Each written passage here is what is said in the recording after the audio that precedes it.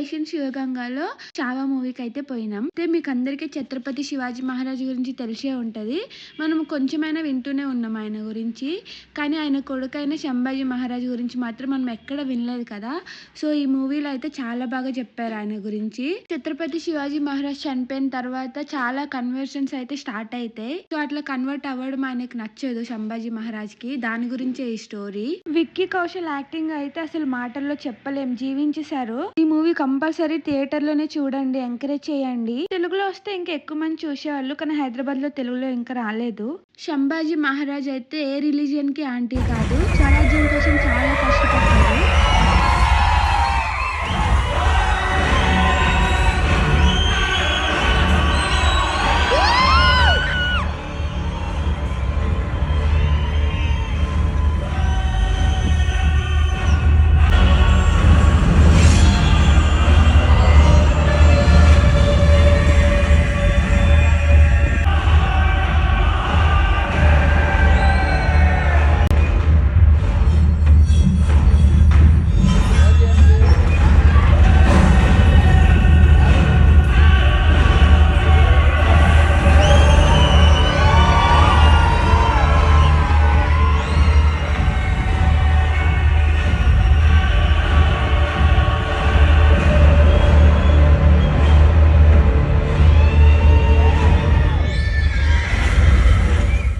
తనతో పాటు ఉన్న వాళ్ళే వెన్నుపోటు పొడిచి ఆయనను అయితే పట్టించేస్తారు ఔరంగజేబ్ కి. పట్టుకున్నాక ఆయన్ని రిలీజన్ చేంజ్ చేసుకోమని చాలా టార్చర్ అయితే చేస్తారు, కానీ ఆయన ఒప్పుకోడు. తిరిగి ఆయన ఆఫర్ ఇస్తాడు, మీరు మాత్రం చేతులు కలపండి, మతం కూడా మారవసరం లేదు. లాస్ట్ 10 minutes మూవీ చూడలేకపోయినా చాలా ఏడ్చిన.